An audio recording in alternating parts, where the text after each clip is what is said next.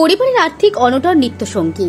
তবু এবার উচ্চ মাধ্যমিক পরীক্ষায় 93% নম্বর পেয়ে পাশ করেছে দুস্থ পরিবারের মেয়ে সঞ্চিতা কর্মকার।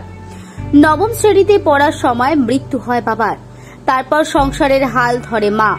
মায়ের সহযোগিতায় টাকা উপার্জন করে, তা দিয়েই চলে পড়াশুনো এবং সংসার।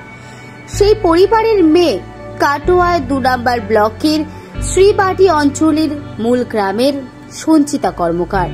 এবার উচ্চ মাধ্যমিক পরীক্ষায় 466 নাম্বার পেয়ে সবাইকে তাক লাগিয়ে দিয়েছে সে। কাটোয়া 2 নম্বর ব্লকের মেঝিয়ারি সতীশচন্দ্র স্মৃতি বিদ্যালয়ের কলা বিভাগের ছাত্রী সঞ্চিতা। তার প্রাপ্ত নম্বর বাংলায় 90, ইংলিশে 80, ভূগোলে 91, ইতিহাসে 93, পুষ্টি বিজ্ঞানে 98, দর্শনে 94। তার সাফল্যে খুশি স্কুলের শিক্ষক সহ এলাকার মানুষেরা। বাবা জয়দেব কর্মকার দিনমজুরের কাজ করত। নবম শ্রেণীতে পড়ার সময় বাবা মারা যায়। তারপর থেকেই সংসারের হাল ফেরান মা পম্পা কর্মকার। মেয়ের পড়াশোনার খরচ এবং সংসার চালাচ্ছেন মা। পড়াশোনার ক্ষেত্রে গায়ের শিক্ষকের যথেষ্ট সাহায্য করেছেন বলে জানালেন মা পম্পা কর্মকার। সঞ্চিতা IAS অফিসার হতে চায়, কিন্তু আর্থিক প্রতিবন্ধকতা বড় বাধা হয়ে দাঁড়িয়েছে। সঞ্চিতার মা পম্পা কর্মকার জানান, মেয়ের জন্য গর্বিত তিনি। আমি এবার মাধ্যমিক দিয়েছি মেঝিয়ারি সতীশচন্দ্র স্মৃতি উচ্চ বিদ্যালয় থেকে এবং আমার প্রাপ্ত নম্বর 466। কেমন লাগে? হ্যাঁ, এটা আমি যেটা করেছি মানে সেটা নিজের চেষ্টায় করেছি এবং কোনো টিচার টিউশন এরকম আমি নিতে পারিনি। তো অর্থনৈতিক অবস্থা খুবই খারাপ এবং এই যে রেজাল্টটা করেছি এটা পাওয়ার পর খুবই মানে আনন্দিত হয়েছি, খুবই খুশি হয়েছি। এবার কতক্ষণ পড়াশোনা করতে? আমি পড়াশোনা সেরকম কোনো নির্দিষ্ট মানে টাইম ছিল না, যখন মন প্রায় সব সময় পড়তাম, প্রায় তাও পড়তাম সবসময় যখন মন হতো। এবার যখন মন হতো তখন পড়তাম না, মানে কোনো একটা ডেইলি রুটিন ছিল না যে এই টাইমে পড়তে হবে, কোনো একটা নির্দিষ্ট টাইম টেবিল ছিল না। তুমি কোথায় কোথায় পড়তে যেতে? আমি ইংলিশটা ক্লাস 11-এ ওঠার পরই টিচার নিয়েছি। ওখানে আমাদের যে স্কুল আছে মেঝিয়ারি, ওখানেই একজন টিচারের কাছে পড়তাম। এবং আর অল সাবজেক্টের জন্য কাটোয়াতে যে একটা টিচার বলেছিলেন আমাকে যাওয়ার জন্য, এবার সেখানে আমার রোজ যাওয়া হতো না, তবে অর্থনৈতিক সংকটের কারণে যাওয়া হতো না পড়তে। আমাদের গ্রামেরই স্যার বলেছিলেন যে পড়াবেন। এই এত আশা করতে পেরেছিলে? না, এতটা করিনি, তবে চেষ্টা করেছিলাম পাওয়ার, যে 90% ওভার করার চেষ্টা করেছিলাম। তোমার পেছনে এই রেজাল্টের পেছনে কি অনুদান আছে, পড়াশোনা বেশি অনুদান? হ্যাঁ, অনুদান বলতে আমার পরিশ্রমটা তো আছেই, তার সাথে সব থেকে অনুদান হচ্ছে আমার মায়ের। মানে এই অবস্থাতেও আমার মা যেভাবে আমার পড়াশোনাটা চালিয়ে নিয়ে গেছেন, সত্যি না থাকলে এরকম না সাহায্য করলে হয়তো পারতাম না এরকম করতে। ভবিষ্যতে কি নিয়ে পড়াশোনার ইচ্ছা করে? ভবিষ্যতে ইচ্ছা তো আছে ইংরেজিটা নিয়ে এগোনোর। আর কি করার ইচ্ছা আছে?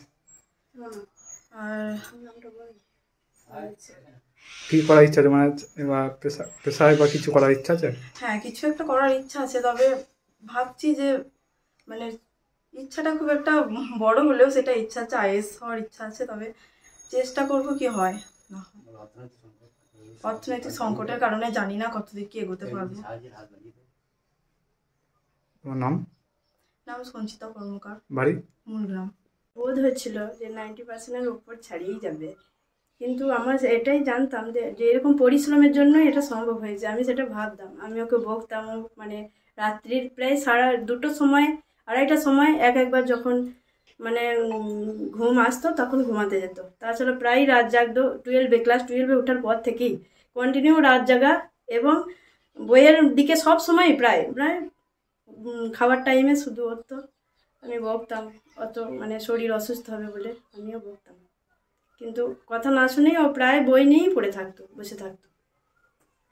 এই যে এতে কেমন লাগে? হ্যাঁ, আমার ভীষণ খুশি এই নাম্বারটার জন্য। আমি এবং আমরা আত্মীয় স্বজন সবাই খুশি হয়েছে।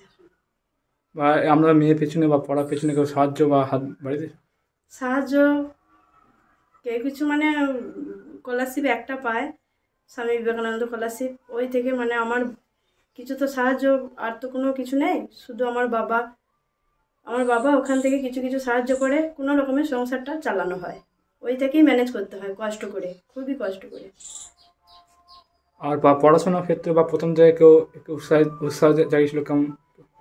মানে ক্লাস মাধ্যমিকের পর আমাদের গ্রামেরই একজন আছে, রঞ্জিত দাস, ওর নাম রণজিৎ দাস বলে একজন আছে, নাম সনজিৎ দাস। মানে ও মানে প্রাইভেট টিউটর। ও আমার মেয়েকে উৎসাহ দিয়েছিলেন যে আমি পয়সা নেব না, বিনা পয়সায় পড়াবো। ও 2 বছর মানে আমার মেয়েকে খুব সাহায্য করেছিলেন উনি। কেমন লাগছে এই যে মেয়ে ভবিষ্যতে কি করার ইচ্ছা আছে কিছু? মেয়ে তো অনেকই ইচ্ছা আছে, কিন্তু আইপিএস আইএসসি অনেক অফিসার পদে নিযুক্ত হওয়ার ইচ্ছা আছে, কিন্তু আমাদের তো অর্থের অভাবের জন্য তো এটা হবে না, হতে চাইবে না, কিন্তু হবে নাকি আমি জানি না। গভর্নমেন্ট যদি একটু সাহায্য করে আমার মেয়েকে, তাহলে আমার মেয়ে পড়াশোনার দিকে আরও অগ্রসর হতে পারে এবং ভবিষ্যতে একটা ভালো কিছু কর্মে নিযুক্ত হতে পারে। আপনার নাম? আমার নাম পম্পা কর্মকার। আপনি মা? হ্যাঁ, আমি মা।